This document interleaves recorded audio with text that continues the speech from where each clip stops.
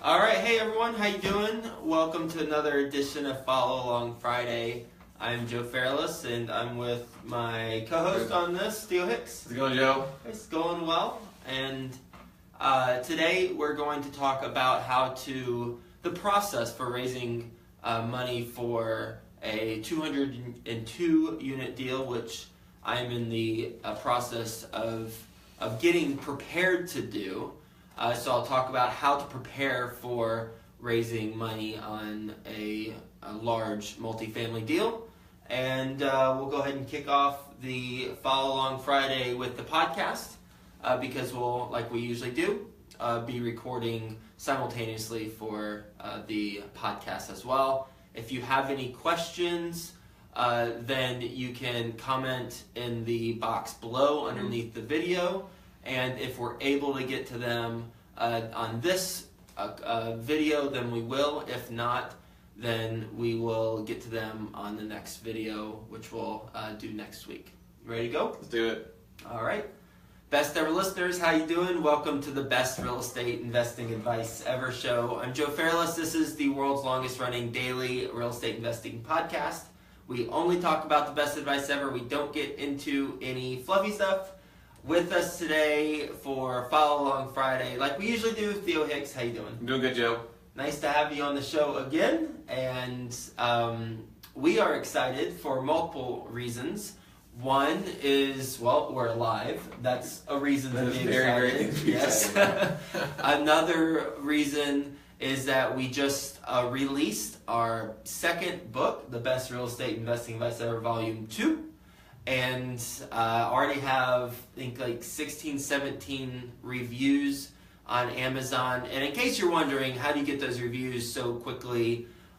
We took a page out of Tim Ferriss's book, and we provided transcripts of the book to a select number of people, and they were able to read it beforehand. That way, when we launch, we have a lot of genuine reviews. We didn't say give us 5 stars. We said give us a genuine review, and so they did. So if you are listening to this or watching, and by the way, best ever listeners who are listening via the podcast, we do this live via Facebook, usually every Monday around 10 to 10:30 a.m. Eastern Standard Time. So you can always check us out there on our Facebook page, Meet Joe Fairless.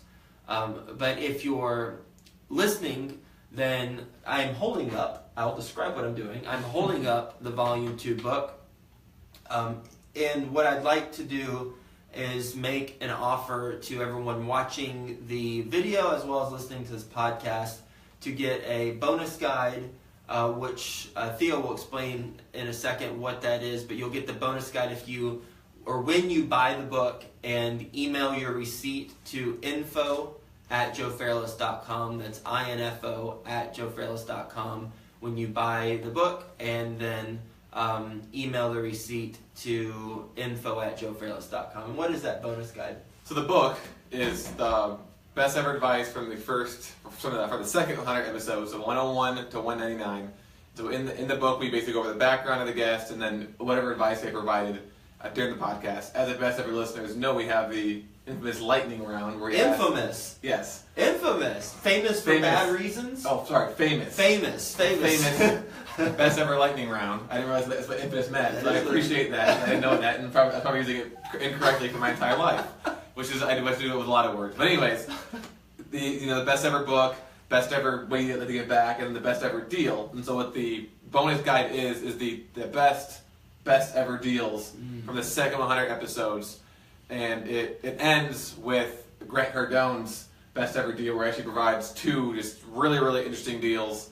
He's a very animated person, so it's done in their language too. So if you're a follower of Grant Cardone, you'll be able to see in the writing, him saying it out loud. But yeah, so it's in reality it's 9 deals, but it's the 8 top guests from the second 100 episodes, and the best ever deals they provided during the lightning round. Outstanding. And just like the first volume, all the profits from this book are being donated to Junior Achievement of Cincinnati. So you're helping kids in underserved communities learn financial literacy and entrepreneurial skills when you educate yourself with Best Real Estate Investing Advice Ever Volume 2 book.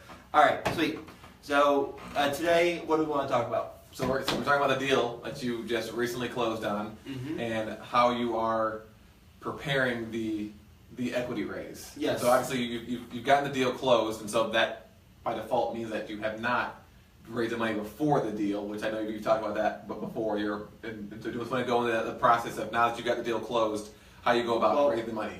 I know I want to be careful of the terms we use when you say we got the deal closed. Okay. So we got the deal. We were awarded the deal. Yes. We were awarded the deal through a process, and we got into best and final round, and they said yes. We jumped on a conference call and talked through stuff, and now we were awarded the deal, but we do not yet have it under contract. Okay.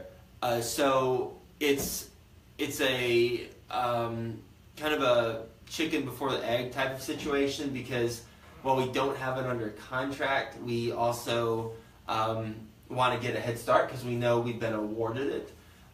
So what I'm doing is I'm lining up the equity, just knowing strategically, okay, we need about $7 to $8 million, depending on the financing we ultimately go with. $7 to $8 million. Where are those equity sources coming from?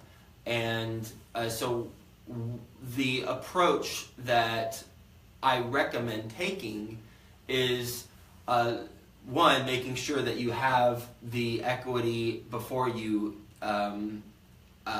get awarded a deal like this, which we do. It's just a matter of which specific source is it coming from. So make sure you have it prior. But two is first you want to list out the different types of sources that it would come from, and then second you want to create a document that is just a one sheet that outlines the high-level overview of it.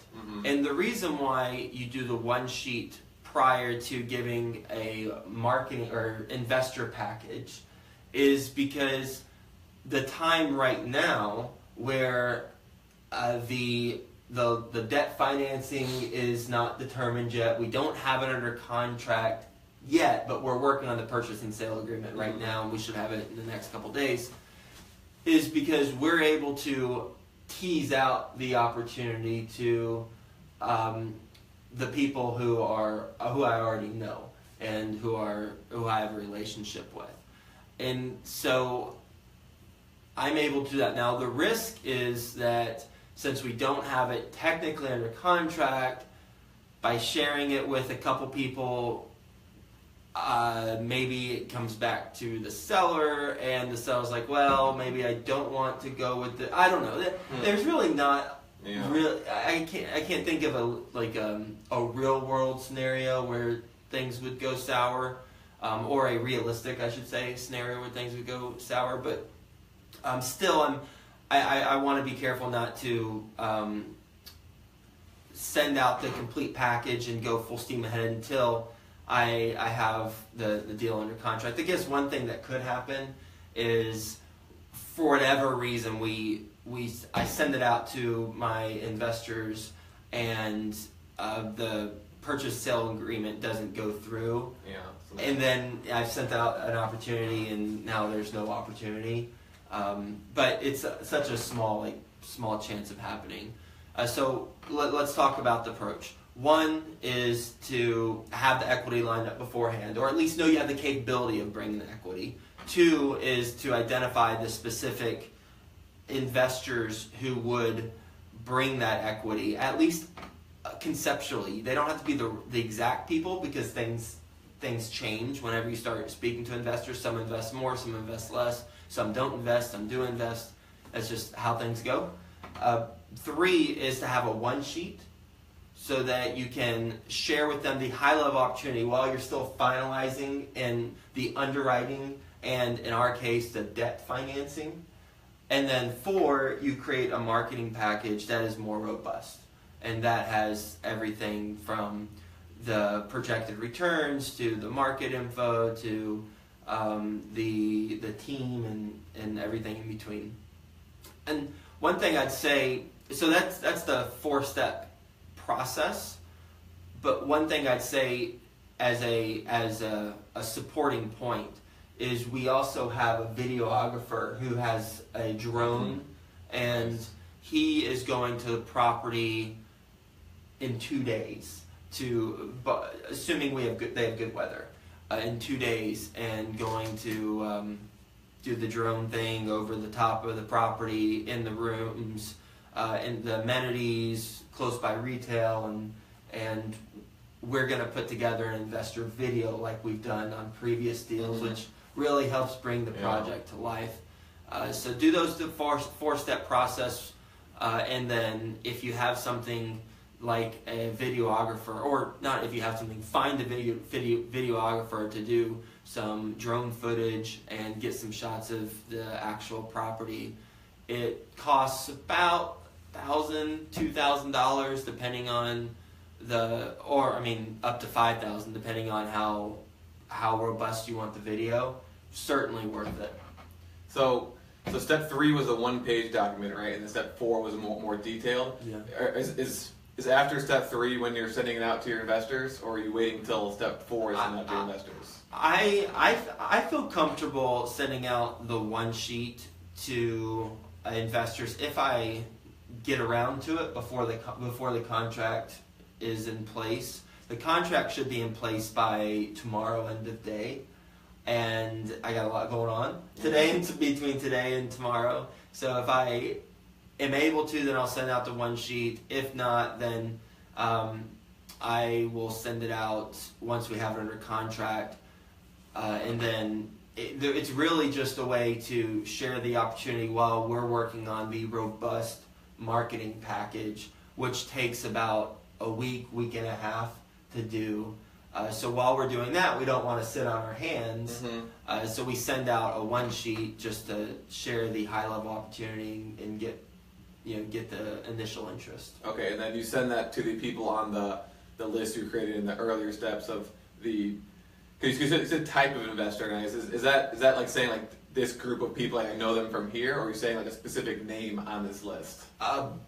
Both. I specific names on the list based on what they've shared with me their goals are. The goals, okay. And now that I know what their goals are, I know if this opportunity will match up to their goals. But what I do is I have my money raising tracker spreadsheet, and happy to give everyone listening or watching the template for that. Just ask for the money raising tracker by emailing info@joefairless.com if you haven't got it already. info@joefairless.com, and it's the spreadsheet template that I use for my investors that we created from scratch. And I just simply identify the investors who I think would be most likely interested in this based on their goals, and then send it out to them. There's a number on there too? Like I expect to be able to raise this money from this person on there, or is it just their name? It's the low range and high range amount based on our conversations or historical investments. Okay. And that allows me to identify how many investors we will likely need for the deal based on the low range and high range of the people I'm reaching out to.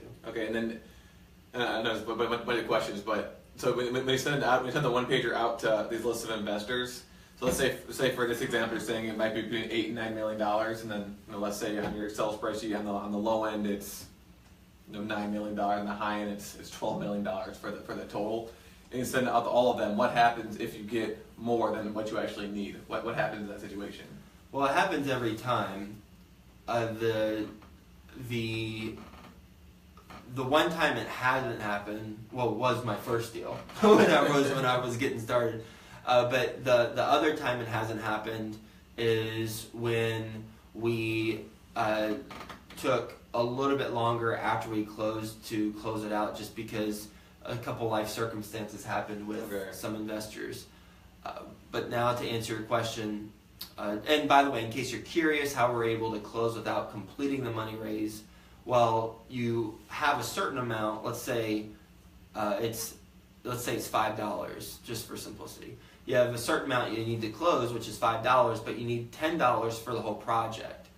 And that would cover the improvement costs, fees, that sort of thing. So you can close, you have a dollar amount you can close with, but then also a dollar amount that you need for the actual project. So when push comes to shove, if you have to, you could close without the total raise done. But now to answer your question, if I see conservatively there's $9 million of investors that I'm sending it to, but I need 7, then what I would do is if they all commit, then I would just do it first come first serve, which is the fairest way to do it. What I tell them is first come first serve, based on a signed subscription agreement, which is the legal document, PPM subscription agreement, operating agreement, and investor qualifier form, those 4 things. And then anyone who is after that, then we simply put them next in. If a life circumstance happens, a death in the family, someone has to move, losing their job, need liquidity, can't do a hold for 5 years, that sort of thing, which our projects are typically a 5-year plan.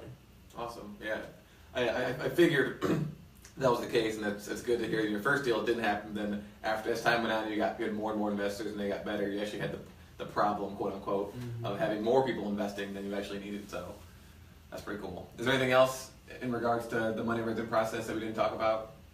No, not in the context of this particular conversation. No. Okay. So another thing we wanted to talk about today was a question we got from a listener, and I'm just going to read the question verbatim, and then maybe we can talk about it. It's a very generic question, but I'll read it and we'll go from there. Hi Joe, my name is Alexandria. I'm 28 years old. My husband just turned 30, and we have 2 kids. We are very interested in getting out of the 9-to-5 rat race and starting a journey towards financial freedom. We owe about $203,000 on our home, and our neighbor just sold for $265,000. We are thinking about $265. $265, yeah. Got it. We are thinking about selling the home and using the funds to purchase our first multi-unit property, and maybe even live in one of the units while we continue to work, save, and repeat this process. Our goal is to be able to cover our living expenses from rental income, which currently is about $4,000 per month. Any thoughts or advice would be awesome. We also have about $30,000 in savings, which we are also willing to use to start this process. So $30,000 in savings right now, and the potential of getting another $60,000, let's say 45, after selling their property, for a total of $75,000 potentially to start their investment journey.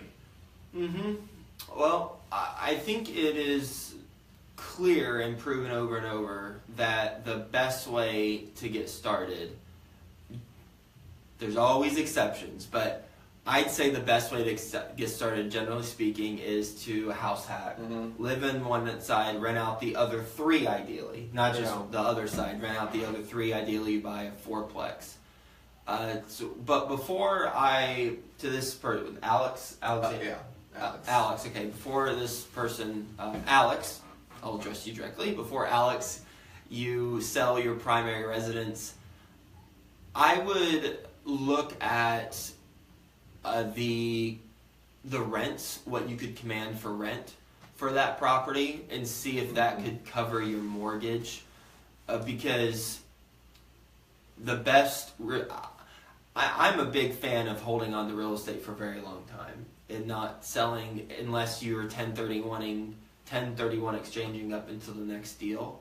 I've just seen it time and time again on the podcast. I mean, there's certainly times when it makes sense to sell if you need to exit for a life event, and you need the cash quickly or some other reason. But if you have $45,000 in equity in the house, you have a couple options before you actually sell. One is I would see if you can cover your expenses and make just a little bit on the rent, because you do have that savings. So that's the one option. The other is a home equity line of credit. maybe you get that at a low interest rate, and you can use that for more money in the house hacking scenario. So I would look at those two things first before you actually sell, because even though your neighbor sold his house for $260, you owe what, $205, right? So that's $55,000 plus closing costs. I mean, you're looking at $40,000. That's if you sell. I don't know if their house is apples to apples comparison either to their neighbors. So look at those two things first. In my opinion, that's what I would do. And ultimately, I love the mindset of house hacking, which is what Alex is going towards. And I would try to buy not only a duplex but a fourplex if your significant other is cool with that, because that's a whole nother topic if that's the case. And if so, then you have, let's say your house, your primary residence is not sold. Let's say you can break even or make a little bit of money on the property every month, and that includes factoring in maintenance items that have yet to occur. So tucking away some money, not just covering your mortgage, because other expenses will come up like a roof or an HVAC system, things like that. So you got to tuck away money. Let's say you can make a little bit of money for that without selling, then I personally would take that $30,000, spend maybe $10,000-$15,000, and try and get a property either creatively via a motivated seller or owner financing with someone, and then approach it that way, and get as many units as possible, up to 4 that you can with your deal. Yeah, that's really good advice. If they went the option, because that first option I thought was amazing. If they shouldn't sell their properties or rent it out if it's possible and it makes sense, but they would have to, unless they were going to do the creative financing on the second property they're going to buy, they'd have to refinance it and do a regular loan, because they can't have two. FHA. They have 2 FHA loans, because $30,000. Does he say he has an FHA loan? It doesn't. It does not. Okay. I was just assuming that they did. So if they have an FHA loan, then they'd have to refinance. If they don't, then it'd be fine. Yeah, because you can only have one. But I house hacked, and I bought the property for, I think it was $170, and it was only like $5,000 down after closing costs and everything. So $30,000 is plenty of money for a house hack. And even if you go up to $300,000 at 3.5% down, that's still only $9,500. Yeah. So I think, I like the house hacking idea. Yeah. Keeping the primary residence as long as it makes sense and the rent's high enough, because I'm sure if they owe $203,000, their mortgage is probably kind of high, depending on what they did. I don't know, but yeah. Good point. Thank you for calling that out. Yep. Makes sense. So good luck with that, and wish you the best, and thanks for submitting your question. If anyone has questions like that, then feel free to email info@joefairless.com, and if we're able to get to the question on a show, we will, and we'd be happy to help out as much as we can. Absolutely. So the last thing we wanted to talk about was, I was going through Bigger Pockets. I go through Bigger Pockets just to learn about real estate and to potentially find some interesting topics to talk about in the podcast. And I saw someone was posting something. It was sort of, he said, I'm going to rant. And then he was posting about how, he gets coffee with newer investors. I believe he was a single family investor, like a wholesaler. Right? I'm pretty sure he was a wholesaler. Okay.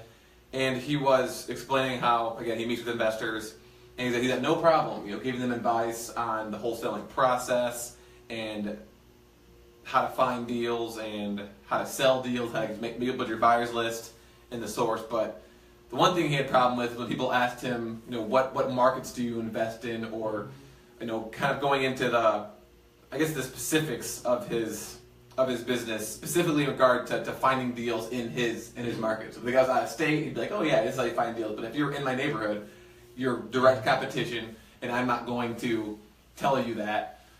And then he said, then his rant over, and then people were commenting, and I read some of the comments, and I was just wondering, I was just curious what just being an investor. I know that you're kind of your main.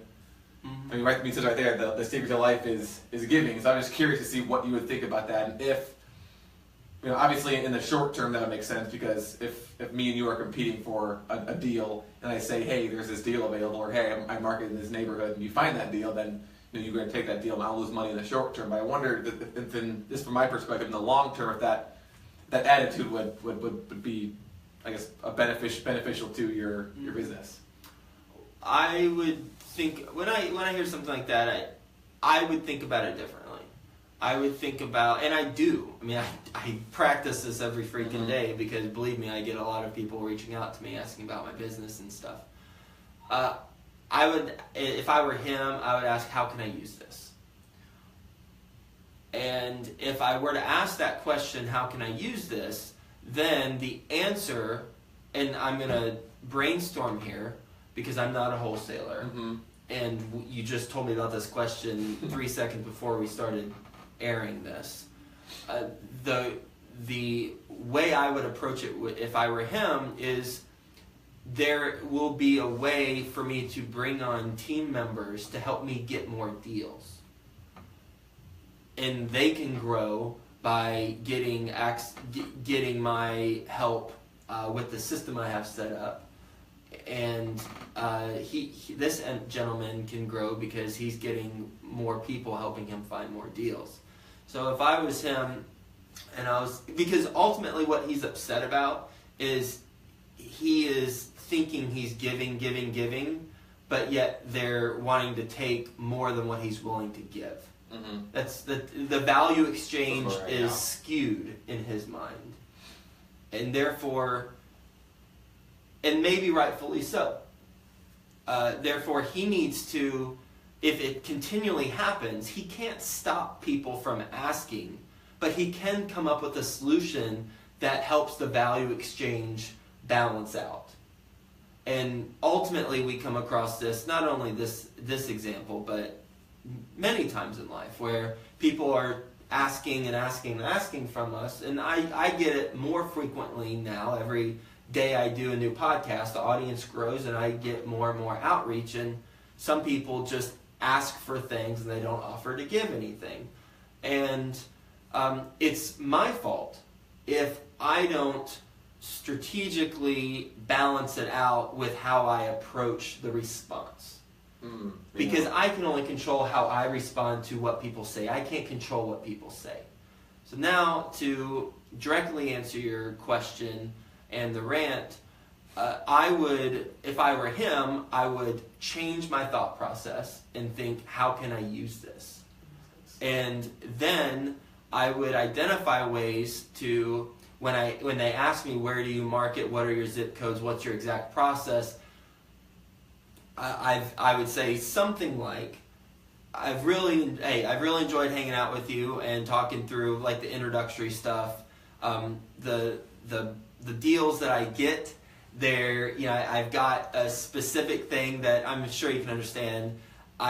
There's a process that I use that if I shared it with everyone, I probably wouldn't get as many deals. Therefore, I wouldn't be able to talk to people like you, because I would be scrambling to put food on my plate.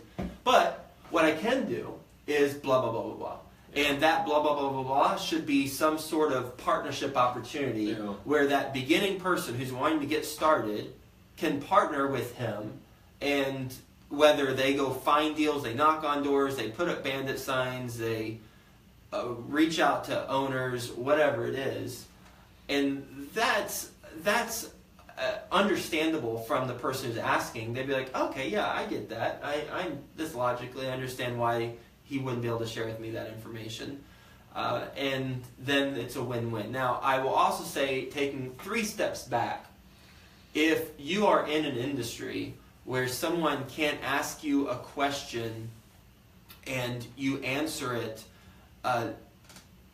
because you're concerned that they're going to take business from you, you haven't established yourself enough within that industry. Now, I wouldn't give proprietary documents out to people who ask me, hey, Joe, can I see your the financial model that you use to underwrite deals? No, you can't have that. That's something that we created from scratch. But if they ask me about stuff, about deals, I'm not concerned about losing deals or opportunities to people because one, I live in a world of abundance, but two, we've established ourselves enough where we're likely not going to be butting up against each other. Plus, there's a relatively high barrier to entry for the type of deals we're buying versus a beginner who's looking at $300,000 homes or $1 million apartments. We're buying $15, $30, $40 million apartment buildings. And the reason, just in case anyone's curious, the reason why I wouldn't give proprietary documents out is because we've created them from scratch, and I have a client program that, I have private client consulting clients, and they pay for my time. And ultimately, when you get to a certain point, you've got to be really protective of your time, and you also have to know the value that others are paying you to get access to your stuff, so you can't be giving that away as well. So there's a lot of things to consider. I mean, the short answer, just to summarize, is think, how can I use this, and come up with a solution that for how you respond to help your business, because clearly this guy's having a rant, therefore it's happened multiple times, therefore that's on him, that's his fault for getting annoyed, because he's not the one who has come up with a solution to balance out the value exchange. So he needs to look in the mirror, and he needs to determine how can he create an exchange that makes sense for him, because he knows it's going to happen again. He's either going to get pissed off and rant again when it happens, or he's going to have a solution for how others can help him grow his business while helping them out. But yeah, that question, how can I use this, is key. You kind of alluded to it, how it can be kind of used for everything, but in this specific example, how can I use this in the sense of how can I partner with this person, how can I even maybe make my own client program. If I had a bunch of people come to me constantly asking for my proprietary information or my sales process, why don't I just monetize it in some form or fashion? Something I said too is about how because I thought the same thing, how it came from that fear of potentially losing a deal to someone else, and kind of that fear of the competition. And as you said, how can you use that fear and kind of interpret it differently, and not think of, it's like, what are these people doing, like what's going on with me, and kind of looking in the mirror. What I thought was interesting for that is that that could be something, if you're, and this is kind of just spitballing here, but if you have that fear of the competition and someone taking that deal from you, that could be a sign telling you that you aren't, kind of as you said, as established as you need to be. Because if you are, again, I guess that necessarily wouldn't work if you're at the top tier levels, but if you're afraid of losing these smaller deals to brand new investors, that means that you're not established enough yet to be at the higher tier of working on multi-million-dollar apartment deals, that someone that's brand new who you're going to be meeting with isn't necessarily asking you, how can I buy a $20 million apartment complex? I mean, they might be, but I don't know how often that would happen. So that fear could be a sign of, I need to double down and establish myself and start thinking bigger and expanding and doing bigger deals, so that I can help people that are like me now. Mm-hmm. Yeah, it reminds me of the book that I haven't read, because I don't think I need to read to get the concept, and that's Blue Ocean Strategy, where basically you want to swim in the blue ocean, not the red ocean where there's blood in the water because there's a feeding frenzy and a lot of people are around. But blue ocean strategy is where you got the ocean all to yourself. There's not a lot of competition. Red ocean, the opposite. And same with wholesaling. I mean, and I assume this guy's a wholesaler. If so, then you're in a business. This someone who listens to one podcast episode can go start the business and compete with you. You've chosen to be in that business. And the barrier to entry is basically like just being able to breathe and having a phone. You don't even need the internet. And I'm not saying to be successful that's what you only need. I'm just saying to get started in wholesaling, that's what you need. Yeah. So they're in an industry, or they're choosing a profession that is low barrier to entry. So if you want to be more secure in the thought process, then one, come up with that solution I mentioned earlier, but then two, maybe evolve the business too. Mm-hmm. Really, this is the larger thing is when you get upset about stuff, make sure that it's not because of insecurity or lack of strategic thinking on your part. Because ultimately, we can't control what other people say or think. Definitely not think, maybe say. There might be some like Tony Robbins voodoo that you could do to make people say stuff. But think is, you can't do that. So usually we need to just look in the mirror and do a self-assessment of our own stuff. Yeah, psychologically speaking, I'm a big proponent of projecting. And I tell myself, if there's something going on like in the external world that's like annoying me, I ask myself like, I essentially try to figure out what part of me is getting upset about that. Because if it has nothing to do with out there, unless it's like a tiger, like then I should obviously be seriously afraid. But if I'm fearful or getting upset about something that someone said to me, the analogy I always use, and this is take it with a grain of salt, but if someone were to tell me that I was like fat, I'd be like, what are you talking about? I think I'm pretty fit. But if someone told me I was fat and like I actually thought that, I would be very, very upset that they did that, and be offended and triggered, and that would be a sign that, hey, maybe there's something I need to do to work on myself. Like if someone were to call me, stupid or dumb, fill in the blank there. And so I try to think of that in the sense of everything. If someone does something to me or something happens to me that makes it, I react to emotionally. Generally speaking, not every single time, obviously, but I think of it as me projecting something like on my inner lens of like an insecurity that I have, and I try to figure out, all right, what do I need to do to fix that? Because if I don't fix something going on like in my head, it's just gonna keep happening over and over and over again until I make some sort of change. So the book Crucial Conversations talks about telling yourself a story, and that story might be incorrect or correct. And I recommend that to everyone I talk to. I've read that book multiple times. Crucial Conversations.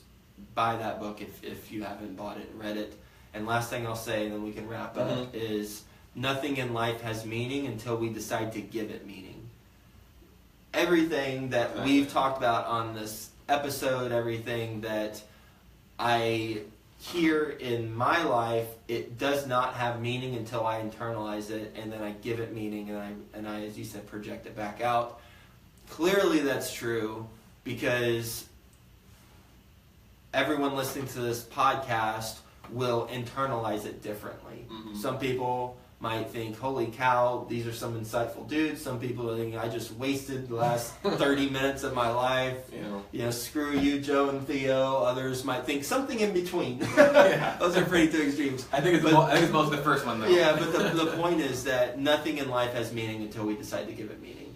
And that's something we've got to really pay attention to and be guardians of our mind and determine how we decide what meaning to give certain things. All right, best ever listeners, enjoyed our conversation as always. Theo, good hanging out with you as always. Yeah, I love these conversations. They're fun. I like them a lot. Where can the best ever listeners listen to your podcast? And really quickly, what's your podcast about? So theohicks.org, and actually the last 5-10 minutes of the conversation, what the podcast is all about, is kind of taking a philosophical or psychological look at current events and just, I guess, success and business and just life in general, and how to, I guess I was mentioning that inner lens, how to tweak that and clean that up so that you're not projecting a bunch of nonsense onto the world, so that you're able to live a more fulfilling life. So that's the goal of the podcast, try to figure that out for myself, and at the same time help others do the same.